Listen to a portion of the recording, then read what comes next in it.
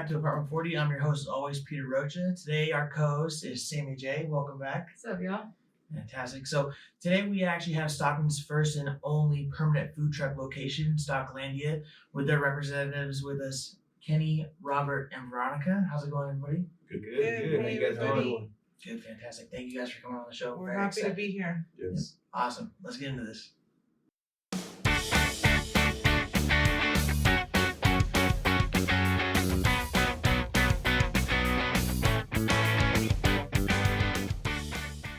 Tell me about you guys yourself. What do you guys do? What's Stocklandia like? Well, I'm Kenneth Foster. I'm third owner of Stocklandia with my friends Robert and Veronica. I also own KLF Investments LLC, which is a real estate investing company. Born and raised in Stockton, California. We just barely launched Stocklandia October 31st. So we're Stockton's very first permanent food truck location, with emphasis on giving a platform for other Stockton businesses to grow and also supporting community and highlighting the positivity in Stockton, since a lot of negative vibes around what Stockton is and how it's been. Yeah. So, Yeah. You? And I'm Robert, also owner of Stocklandia, Veronica and Keith. And I'm born and raised in Stockton. Fantastic. What do you guys do outside of Stocklandia, outside of your real estate at home? Like as for passions, hobbies? Yeah. Like what kind of hobbies you guys have outside of work? Low riding. Love classic cars, working out. I love the weights. That's probably my two passions right there. We're all business these days. Yeah. we don't have time for we don't get a lot of time for extra hobbies stuff right now. So That's good. That's good to stay busy. What made you guys start Stocklandia? Like, where did that idea come to be?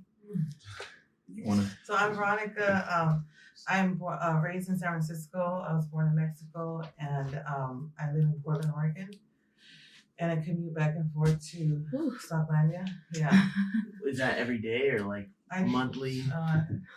I don't know. Unless she owns a jet, I don't think it's every day. No, it's usually like every other week or every 2 weeks. Okay. Yeah. That's a lot. It's a lot. good. So since October, I've probably gone back and forth like 3-4 times a month. Yeah. She's a very dedicated woman right here, and we couldn't do it without her. I bet. Yeah. It's hard. So my hobbies are just continuing to educate myself. I really try to focus on just finding new things, researching, just learning about different things, in the business and also personal. How it came about. So Rob and I met in Portland. He used to live in Portland but for a little bit, but he's from Stockton. And when we met out there, in Portland has a big, it's like the mecca of food truck parks, right? Yeah. They're all over the place. So when he came back to Stockton, he bought a home. He kind of restarted his life over here again, and he had some ideas to start a business. And he asked me to look into what it would take to start a food truck park here. And about a couple weeks into research, he said, I have a friend that they grew up together. They've known each other since kindergarten, who could go in on this business with us, and we could be partners, because it takes a lot of work to do this. I bet. And we started, and we kind of started, and the grassroots was introducing ourselves to the food trucks, understanding the whole process, learning what it takes to own one, manage one, the social media aspect, the business side of the food trucks themselves. And then that was kind of Rob's aspect of the job. And then Kenny was looking for real estate, where would it be a good place for us to be located, costs, zoning, things of that sort. And I was doing all the permitting and the city aspect. I can see, how big it is or how much you got going on, it's really important how you guys break it up like that. Yeah. Where exactly is Stocklandia located right now? It's at 2107 Northwest Lane. Okay, and you said it's a permanent. It's Stockton's only permanent food truck area, right? Yeah. First one. First one. Yeah. What what kind of food trucks do you guys have there? Do you guys have like a focus usually, or is it kind of a big variety? It's yeah. We want Diverse. Yeah. you know, food trucks. We want them, you know, different cuisines from all aspects of, you know, nationalities and stuff like that. So And we also look at the people who own them and run them, like how passionate they are. Everyone that we have at our site right now, the owners actually work the trucks. You know, so there's a lot of love into the food, and Yeah. they're very committed to their business success and growth. So they engage with the customers. They do a lot of give back and giveaways, and we have, you know, a Cambodian truck, Filipino truck, Mexican, American. We bring in guests that are like Hawaiian trucks, different types of cuisines, barbecue. dessert, coffee. Yeah. Yeah, we got actually a coffee truck coming this Sunday That's Oh, cool. for the yeah. first time. So that's cool. good Yeah. for us. So like, Yeah. what are the requirements for like anyone watching that owns a food truck that be like, oh yeah, I really want to be in there. What do they have to do to get put on that? So I do all of the booking. Yeah. We really look for a lot of different things, right? We want to make sure that they work well with the people we have on site now. So that's very important to us because we're on site, the trucks are on site 10, 12 hours a day, 6 days a week. So community, family focus is a big thing for us. As far as the customers, we want to offer them quality food, you know, diverse food as well. We don't want to book 10 taco trucks. Yeah. We want to go and, you know, which taco should I have? This taco, that taco. I mean, you know, there's only so many variations of that. So diversity in cuisine is also important. You know, appearance of the truck, you know, we look at many different aspects. So we do definitely have a screening process. And how long would it take for somebody from like applying to get on? How long would that process take? To for somebody? Stocklandia? Yeah. So once we screen them and if we approve them to be signed on, we could do it within hours, the application process. That's tight. Yeah. That's hella cool. Yeah. Do you guys usually have like a rotation period? Because like you said, you have a coffee truck coming Sunday. Do you trucks know they're only staying there for a little bit, or Yes. like do they rent as long as they want? So they rent for the day. We got day use, and you know, then some people want to do, you know, a couple day use. You know, so we schedule it out pretty good. That's good. And we try to keep the rotation for them, you know, for the people too. You know, Mhm. we got this truck coming in because, you know, You requested You this type requested of it. cuisine. Keep it fresh. Yeah. so what was it last weekend or the weekend before we had Al Pastor Poppy from San Francisco come in, Oh wow. Cool. Okay. created a big buzz. Yeah. Yeah, he's been like on Munchies and Vice and food. Food Oh wow. Nice. Yeah. Wow. That's It's real. cool. He's big time. Yeah. Yeah, he came all the way from San Francisco, which was a huge hit. And people were lining up at our doors an hour before opening. Wow. Wow. Yeah. Let's get some of that Yeah. taco or the Al pastor. what El Pastor. Pastor. That's just marinated pork. Yeah. That's my husband's favorite. So he would have been. If we would have known, we would have been up in there. Yeah. Yeah, so we just try to keep it, you know, keep it exciting, and then also give other trucks opportunities to get some Stockton clientele, Mm. and then get the people from Stockton some trucks. You know, we hit up trucks. We get a lot of trucks from Sacramento right now, Mhm. and we're starting to get the buzz in San Francisco. So you know, that's a nice thing for people that are here, not having to drive out all the way to Sac or Right, San Francisco yeah. to try something. Do you guys feel like you're getting more trucks coming to you, or do you feel like you had to reach out more to trucks to kind of? It's kind of both. Initially, we were the ones reaching out, and you know, I think within like the first 30 days, we've been the ones that they're constantly calling and trying to book spots with us. That's cool. So we don't have to do so much Footwork right now. footwork. Yeah, That's good. yeah. That shit makes it easier for It you. does, yeah, yeah. Sometimes because I'm the one that would go out and try the food and all that stuff. Mhm. So sometimes I kind of miss the footwork. You know? Yeah. Yeah. Call it in our trucks instead. Free vouchers, meals every day. No, and we always pay when we go out to a truck. We don't Oh, so that's cool. We're not we don't ask for free food, and I don't even go in there as like a I'm Stocklandia. I go in as a kind of like a Regular person because I want to actually know if they're gonna fit for Stocklandia. So I check their customer service. You know, kind of just do the whole nine with them. It's like secret shopper. Kind of like Yeah. because you know. Now you gotta get a new mask because And then they then gonna once know. I get the food, and then I'll go again, and then I'll introduce, hey, I'm from Stocklandia, you know, and then we'll go from there. Tell them Oh, what how you come guys you are didn't about. tell us the last time you posted us? And it's just the kind of way I like to run it. Yeah. Which it kind of works out because it gives us a feel of the food, the person, and how they're gonna Treat other random people other that random come. people. That's exactly. cool. Yeah, that's hella smart. So I feel like the food truck kind of community is a very niche kind of community. You guys are kind of like a gathering place for those kind of people. What do you guys notice that's like unique about the food truck community that you know might be similar or different between food trucks, or is there anything like They're in all particular? different in their own way.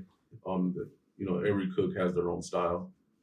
So I think a lot of the food trucks right now that we have, they're all different personalities, and they cook all different styles from like, you know, they're from their home. Like Mexico has different parts of Mexico. They all have that different Different way of cooking. cooking. Their So regional it's not all the same. Like we have 3 taco trucks right now, and they're all different. You're not gonna get the same taste from them at all. Yeah, they're all. You got like Tacos Palmita, you know, he's like a street taco truck, and his hot sauces are, you know, are really good. His green sauce. We got Baja Birria, you know, their Tijuana Shredded beef. shredded Mhm. beef birria, and different. You're not gonna get the same taco from her that you would get from, you know, another truck. So Yeah, and the thing about Stockton too is we really got some really good trucks out here. I don't know if people realize that, like, as opposed to surrounding cities, like we got really good trucks out here. You know? I don't think people. Yeah, I think it's a little underrated. I mean, you have like the really big popular ones that are always in the spots that they usually are, but like there's a lot of underappreciated you know, food trucks that are out there. But a lot of them too, though. You know, a lot of the good ones out there are kind of new as well. So they've literally just came out in the last few years. You know, so it's not just taco trucks anymore. When people think food trucks, they think taco trucks. Yeah. These are rolling restaurants. Yeah, these are literally you're getting restaurant quality meals out of these trucks now. That's the thing. That's what I heard. Like the food trucks are under stricter guidelines than restaurants are when it comes to like hygiene and you know, food quality. Yeah, and that's something that we pay attention to when they're on Stocklandia. Stocklandia is the you know, the hygiene and the cleanness of the inside of the truck. So that's really important for us to make sure the trucks are clean inside. And I go in there and I check them out. And Do you go in there with your glove and like? no. Yeah, we'll just say yeah. No, I don't. You know, I don't say nothing to the truck owners or like, hey, your truck's dirty or anything like that. But you know, Just like make a mental note. That, you know, these like guys yeah. kinda, So you know, But they know also because we do a lot of social media for them, and we have photographers and camera guys who come in and video them doing little skits of their food, so we can post that.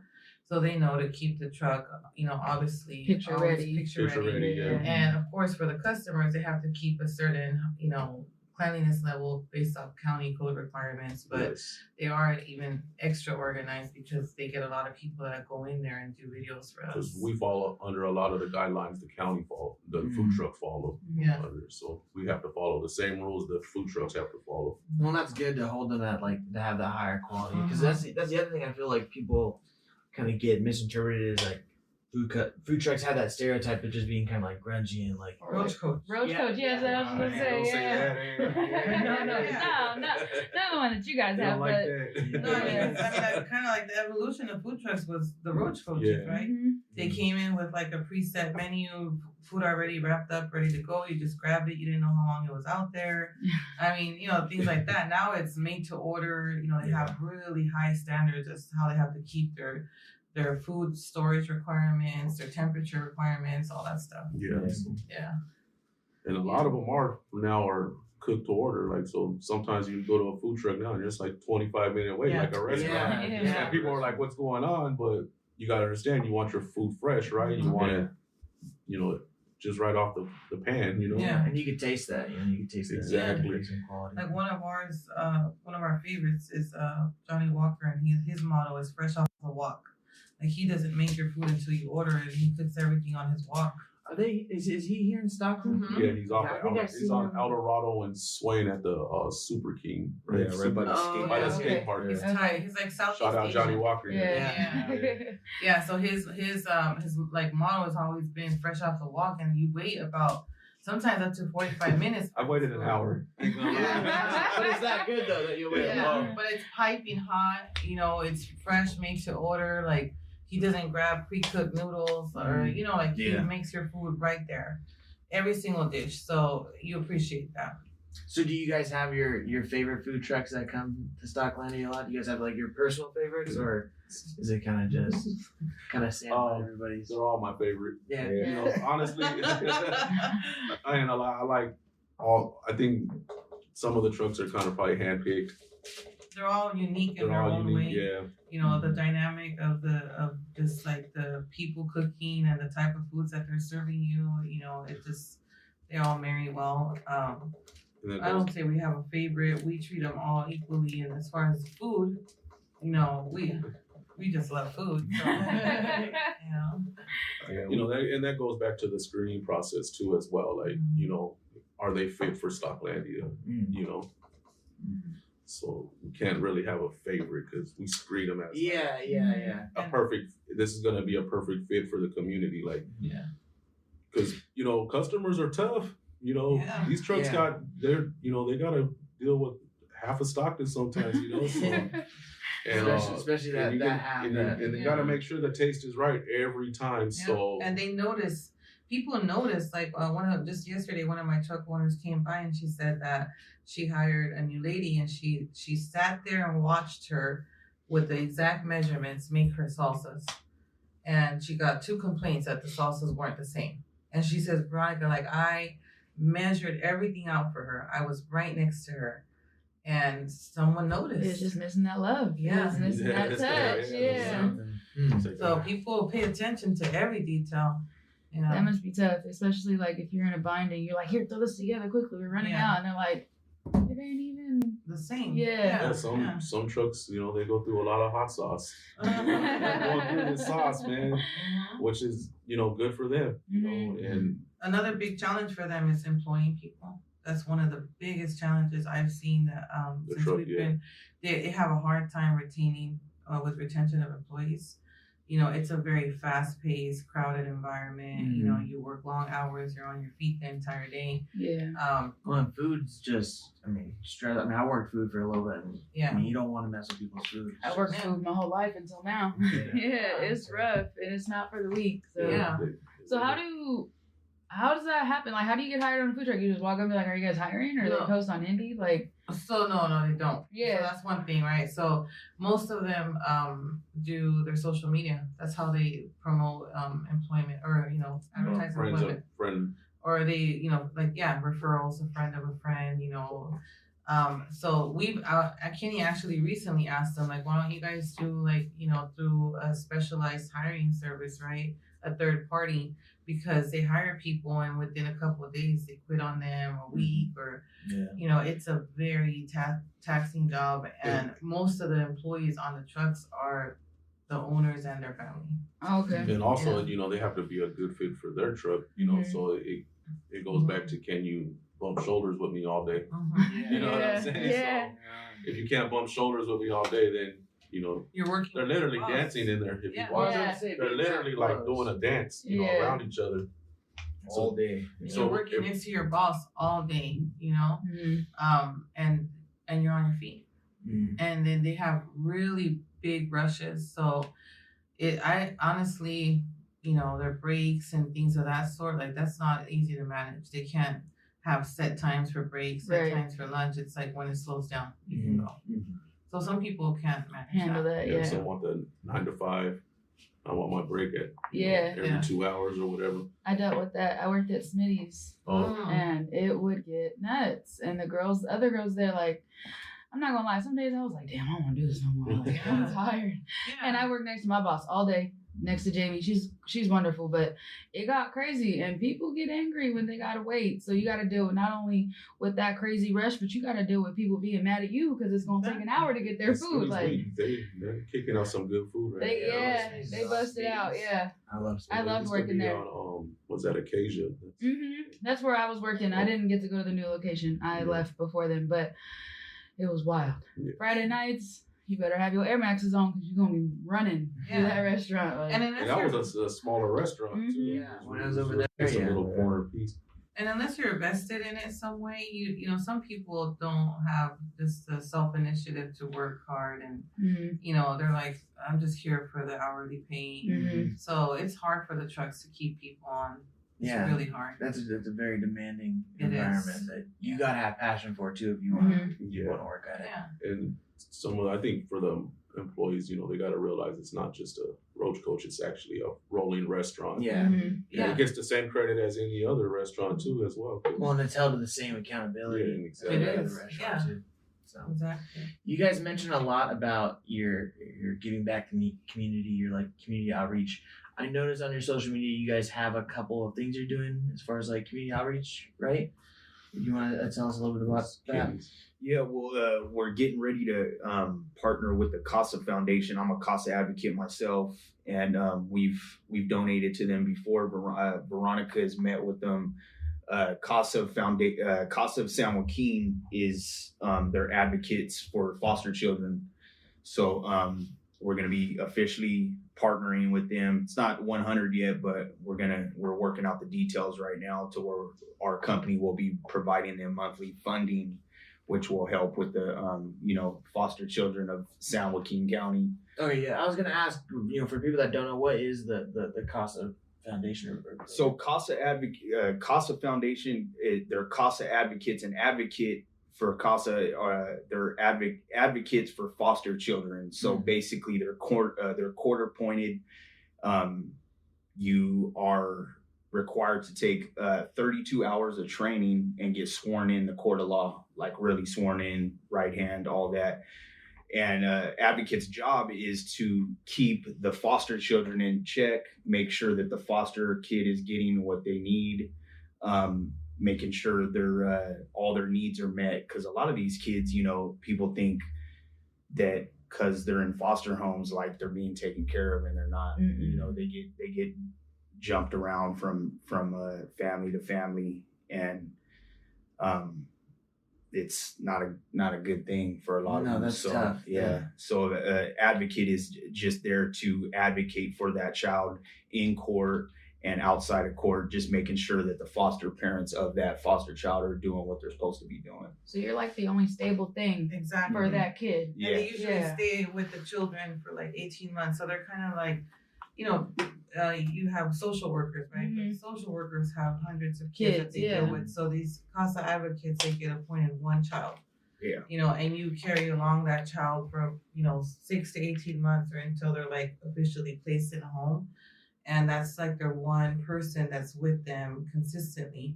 And the advocates can like take them out to eat. They can have they can go to their foster home and meet with them, have dinner, constant communication. So Kenny's actually an advocate himself.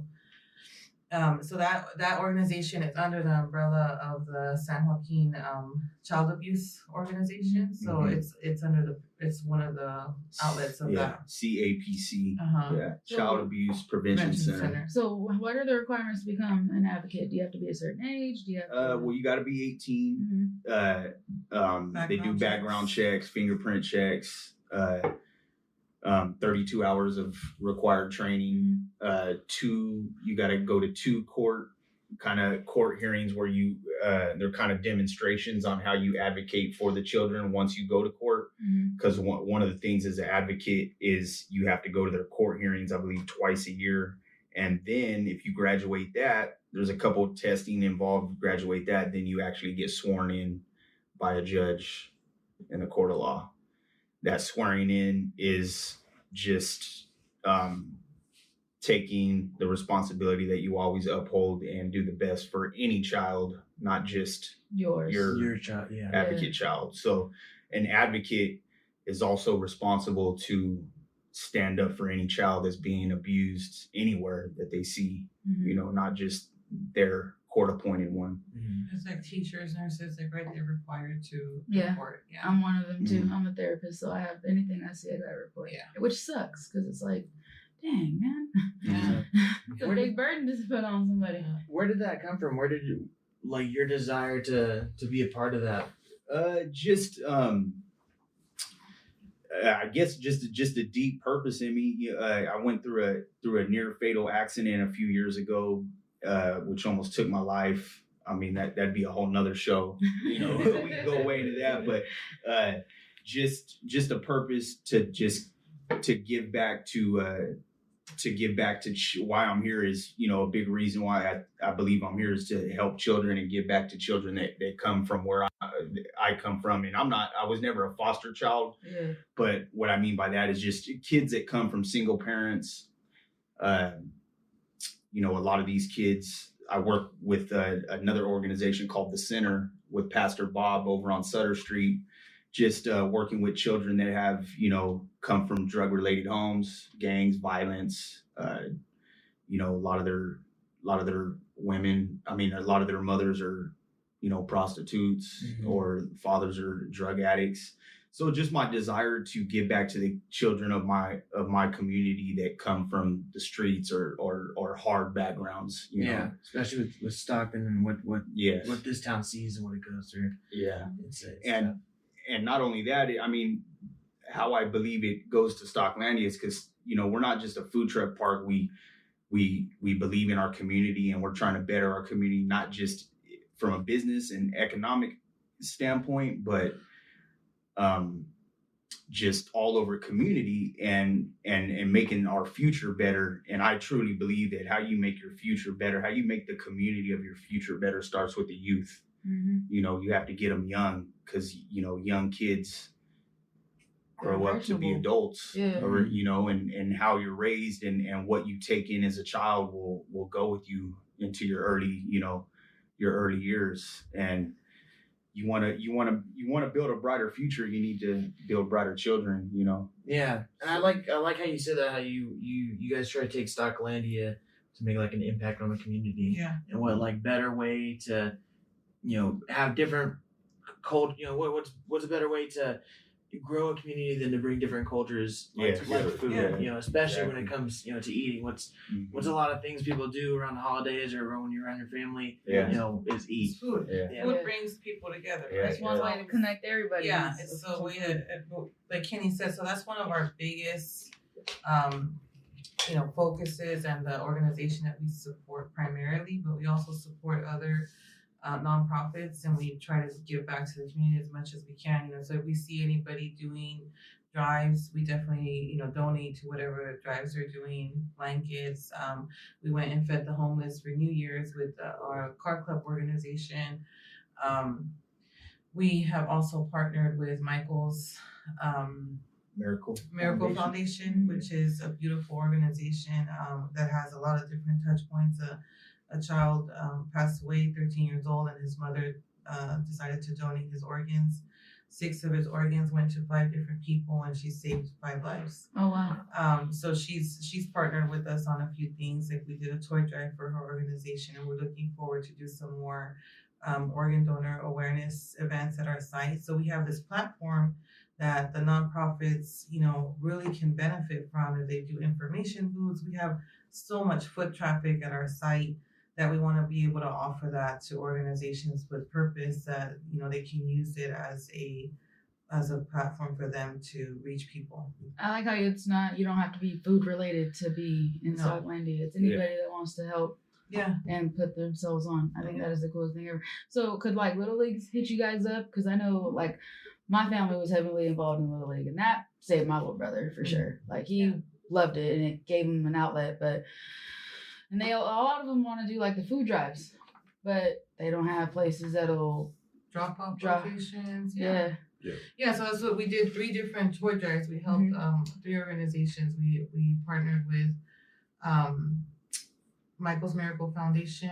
We did the one with Maria's organization. Stan which is Affordable for Housing. Yeah. for affordable housing. And then we did the third one was for Mujeres Adelante, which is Women Ahead. And they just go and give to children in the community that are like in YMCA's, different centers.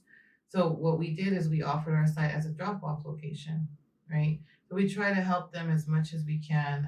Just they don't have these resources, and if we have it, we can offer it.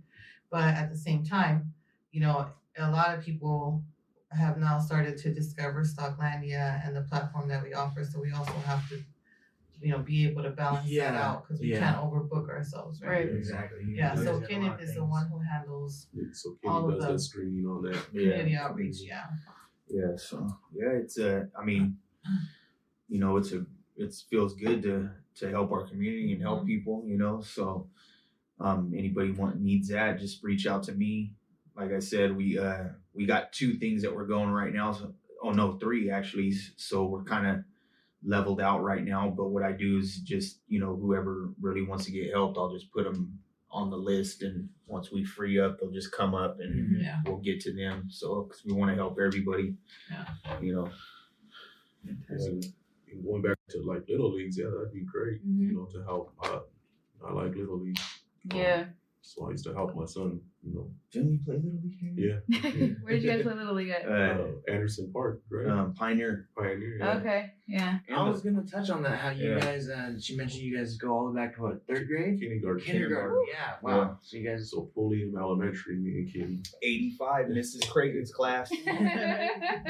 That's a long time. Wow. So did you guys just you end up growing in the same neighborhood, or did you guys just always go to the same school? We just went How to did you guys the- stay in touch for so long. Well, we went to the same school for a little while. Then we kind of, I guess you could say, we kind of split apart. Yeah, Then we kind of re-met. You moved on the other side of the district. Yeah, I moved.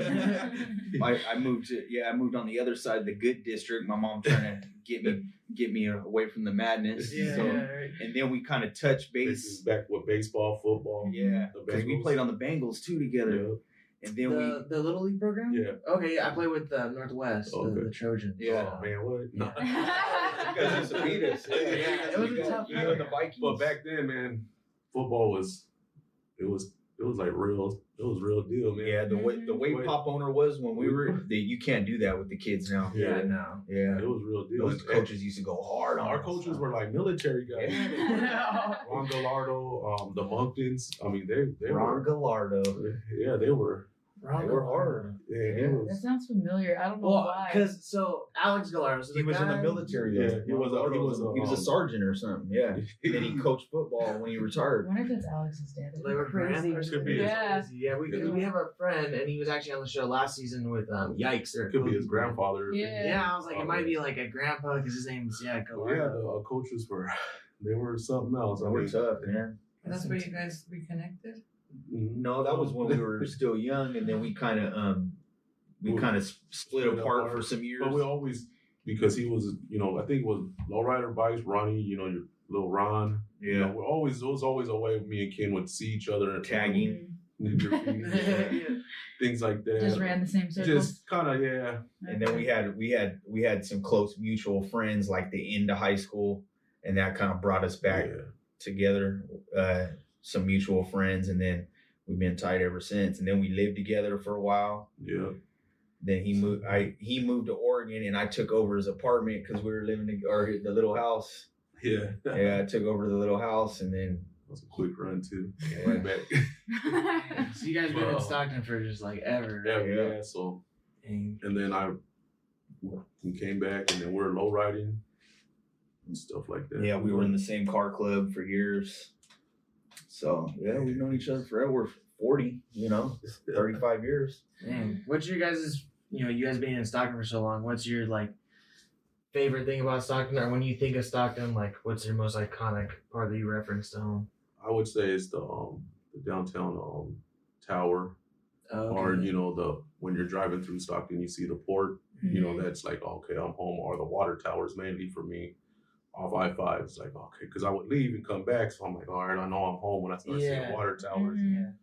I'm like, yeah, we're home. That's I think I always think of the big granary, the silos that are out there when you're going when you're crossing Highway 4 on I-5s. Yeah, Yeah. all those out there, those big domes. The white ones. That's what Yeah, we're talking yeah. about right off the Mhm. board right there. Yeah, you know your home. Yeah. Are you guys born and raised? Yeah, born and raised in Yeah, well, Stockton. I was born, here in Stockton, French Camp, Overhead County. Yeah, Here in Stockton, everyone in French Camp. So, Overhead County. But I lived here in Stockton till like 3rd grade, and then I lived in Roseville, Rockland area. Yeah. Till 8th grade, and 8th grade graduation. It was me, my dad, my mom. My parents were divorced at the time, and they were there at my graduation. My dad was with his truck and a trailer, and like as soon as we were done with ceremony, went home, packed up all my stuff, and moved up here to Stockton. Wow. And I've lived here since. So You moved in the 3rd grade? yeah, like Dang, right, I didn't like know that. 3rd grade left, came back, and then went to high school here, went to Lincoln, Yeah. and then just See, that makes sense. I Stockton's connect so many dots because we went to school. That's how we met. I think we met in like 2nd grade. Mhm. And then I don't remember seeing Peter. And I was like, I was just lost in the sauce. I was a kid, so I wasn't paying attention. And then we've like met up in high school again. I was like, oh, Peter, like, what's up, bro? And it's been like that ever since. But yeah, I was born and raised here. I moved to Lodi for like 2 or 3 years from high school. I was so happy to come back to Stockton. I'm so happy to come back. I It's love weird, Stockton. yeah, being here in Stockton, because like when I'm here, I don't I love Stockton because it's home, but I don't like Stockton because it's Stockton at the same time, just because sometimes, you'll run into the bad of Stockton. It's like, man, I forget that this There's is a here. lot of that, but Yeah. But then it's still home, like when I'll forget how big it is, being here, and I'll go out of city and they're like, yeah, so much potential here. yeah, there Mhm. is. There's or like one of my favorite things is like going to like Barnes and Noble when you're walking through the mall, Yeah. and they have that section like it's like historical Stockton, and they'll have the books that have like the old pictures of downtown and the waterfront back in like when Stockton was founded. It just looks like crazy of what it turned into, and then like what it could be. Yeah. They just show if it just had a little bit of love. Well, the just original a little plans bit for of care. Stockton were huge. Yeah. They're really huge. But Well, even going back then, Stockton. Even today, we have one of the biggest ports in Northern California. And it's crazy how Yeah. far inland we are. Yeah. You would think it'd be right there on the coast, but Mm-mm. Yeah. it's right here in the the valley. Dirty D, huh? Yeah, right here in the Delta. I didn't realize how big Stockton was until I downloaded like a fishing game on PlayStation. And the Delta is like a map, a place that you have to like unlock, and it's like super fancy. And I'm like, what? So we're the 13th largest city in California. That's We used to have big bass competitions out Yeah, there. So yeah. that's why you would Yeah. see maybe A lot of people don't realize that, like, because when you think big city, you think Frisco, LA, or San Jose, but they are a lot larger than us, but we're not far below that. But you wouldn't think that because we're not in those big name metro cities, Right, yeah. But we're the 13th largest city in California, which is very big because there's tons of cities Cities in here. And we're the most diverse city in the United Yeah. States. Which is Number one. crazy too. Like, Yeah. I think I was walking through Walmart like that yesterday. And just like all the different people, and I was like, that's crazy that there's be so many different people, so many cultures doing all kinds of different things It's right here in when- this town. Like if you move something like out of state or something, or you go somewhere, you're like, oh, what the heck is way different. Yeah, It's yeah. like, it opens your eyes to like what home is. Like, wow, Mm-hmm. there's everything, every walks of life here in Stockton, and it's a trip. You go somewhere else, and you're like, it's not like that. Yeah. And you kind of like just take you kind of start people watching and stuff Does, like yeah. that. But Kind of appreciate. yeah, sometimes you appreciate it, and you're just like, wow, it's just different. Yeah. Stockton is just different, and it's a good different for me. Yeah. No, I love home. appreciate it. Yeah. I like having a look. Was like that's the thing. My I have sisters that have always lived up north with my mom that up in Sacramento, and they are like completely out of touch, with what really goes on and what because like you said, how diverse Stockton is kind of like its own little mini world you got going on, and so just when they come down here and visit, they're just like visit a different planet. What shocked me, not even that far from here, one of the food truck guys told us, man, it's amazing coming to Stockton because they're talking Spanish to me. They're ordering in Spanish where he's at, it's kind of going away because they're pushing the Latinos out and bringing in like the hipsters or whatever. And he's just like, like kind of trying to adapt to that. But, he was like, it felt good to come to Stockton and get that vibe. Yeah. So yeah, you guys said you guys recently just opened up, and you didn't mention that you guys actually opened up during the pandemic. So how has that been, having to not only start a new business during this time, but start a food related business during this time?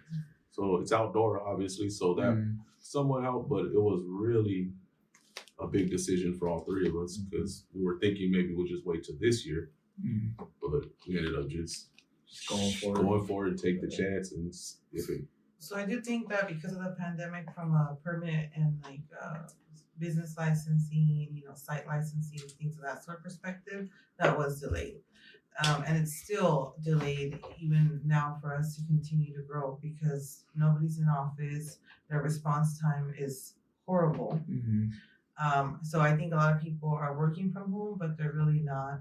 They're focusing on maybe community health, like the city employees, right? Maybe more like community health or like business impacts due to COVID, current business impacts instead of new business. So everybody would tell us, we constantly would hear, even with any application we would file, we're working on current existing business health right now. That's who we're prioritizing. So that was one of our biggest challenges from a just startup perspective. And of course, delays in everything, delays in anything we needed for the site, all of our ordering, shipping delays, touchless contact, like you don't get to meet people in person. We're very face to face. I want to, meet who I'm working with. And even like our CPAs, things of that sort, everything has to be via Zoom, right? There's some things that you do want to get personal with. Right. And that's been challenging. As far as the site itself, some people don't want to wear their mask. Yeah. And we can't force that. And then we have the people that hit us up on our social media or our website saying, you're not enforcing it. So we get those people upset at us. Like we can't force the public to wear a mask. We say, please wear your mask. Please maintain your social distancing. All of our trucks have hand sanitizer. We offer free masks. We offer free sanitizers. But some people walk in without a mask, and if we're doing a live, we get these hate comments. You're letting people in there without masks. What do you want me to do? Well, then I can imagine that just like sparks an argument because obviously there's two sides of it right now. Yeah. I'm sure both sides are watching your guys' live stream, so then that just starts a big. So we can't. We don't even. We say we encourage. We post that you need a mask. And every single invite to our site, we say please wear your mask. The trucks ask them. They offer masks to them. But we can only do so much other than strap the mask on them. I would say 90% of the people are pretty good about it. Because you get that one or two out of the 100 that are and they're only around. focusing on that one or two. Exactly. Yeah. They're looking for Forget that. the people forget the people that have the mask on. Forget the 1,000 people Like, here. where's You're Waldo at, right. You're looking for the one that stands out, and that one person standing out, we get the heat for. Yeah, I feel like that's gonna happen with anything you guys do. You did this, and you doing a beautiful job doing whatever, but they're gonna find that one little thing to get you on. So just keep. Well, that's the thing. You guys are a public, open air environment, so it's like how are you guys gonna regulate who's coming up to these food trucks? And if people are eating or drinking, like they'll buy some kind of drink there, and they take their mask off to take sips of their drink. So. We're like, they were eating a piece of corn. Like, Eat it through their mask. Yeah, so it's been hard. We try to respond kindly to the people and say we enforce it, we encourage it, we offer it when you get here, but we encourage it, we can't enforce it. Yeah. Well, I think that about brings us to the end of the show. I want to thank you guys again for coming on. It's been a pleasure. Sam, thank you again for joining us. We want to thank you guys for tuning in again, and we'll see you next time. Thank you guys. Thank you guys.